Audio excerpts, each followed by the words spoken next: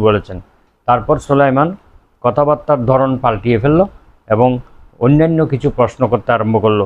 বলল যে, হে আবু হাজেম, আমি মৃত্যু ভয়ে খুবই ভীত সন্ত্রস্ত এবং খুবই বিচলিত হয়ে পড়ি। এটা কেন? তিনি বললেন, কারণ আপনি পরকালকে বিরান ভূমিতে পরিণত করছেন আর দুনিয়াকে আপনি আবাদ করছেন, আর কখনো আবাদকৃত জায়গা থেকে বিরান ভূমিতে যেতে কেউ পছন্দ করে না, কারো মনে চায় না। সুলাইমান এই বক্তব্য সমর্থন করে পুনরায় আবার জিজ্ঞেস করলেন, পরকালে আল্লাহর দরবারে কিভাবে উপস্থিত হতে হবে? তখন আবু হাজেম রহমাহুল্লাহ বললেন, পুণ্যবান লোকেরা, নেককার লোকেরা আল্লাহর দরবারে এমনভাবে হাজির হবেন যেমন কোনো মুসাফির সফর শেষে নিজ বাড়িতে স্ত্রী সন্তানদের কাছে ফিরে আসে, পরিবার পরিজনের কাছে ফিরে আসে, এমনভাবে তারা আল্লাহর কাছে ফিরে যাবে। আর পাপীরা এমনভাবে উপস্থিত হবে যেন কোনো পলাতক গোলামকে দৌড়ে বেঁধে মুনিবের সামনে উপস্থিত করা হয়, সেভাবেই তারা উপস্থিত হবে। সুলাইমান তখন এই কথাগুলো শুনে কেঁদে উঠলেন এবং বলতে লাগলেন, আল্লাহ পাক আমার জন্য কি ব্যবস্থা রেখেছেন, যদি আমি তা জানতে পারতাম। আবু হাজেম তখন বললেন, নিজের আমলগুলোকে কোরআনে পাকের কষ্টি পাথরে যাচাই করেন, তাহলেই জানতে পারবেন আপনার জন্য কি রেখেছে।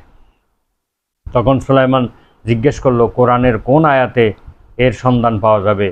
তখন আবু হাজেম রহমাহুল্লাহ সূরা ইনফিতারের 2টি আয়াত পাঠ করলেন, ইন্নাল আবরার আলাফি নাঈম ওয়া ইন্নাল ফুজ্জার আলাফি জাহিম।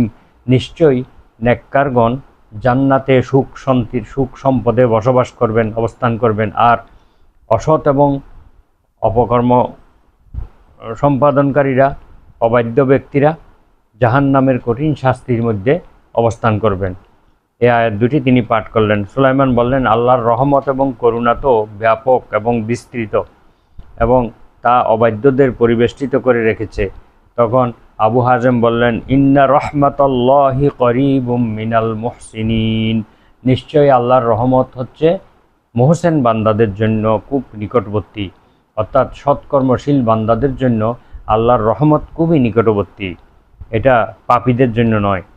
সুলাইমান জিজ্ঞেস করলেন, হে আবু হাজেম, আল্লাহর বান্দাদের মধ্যে সর্বাধিক মর্যাদাবান কে?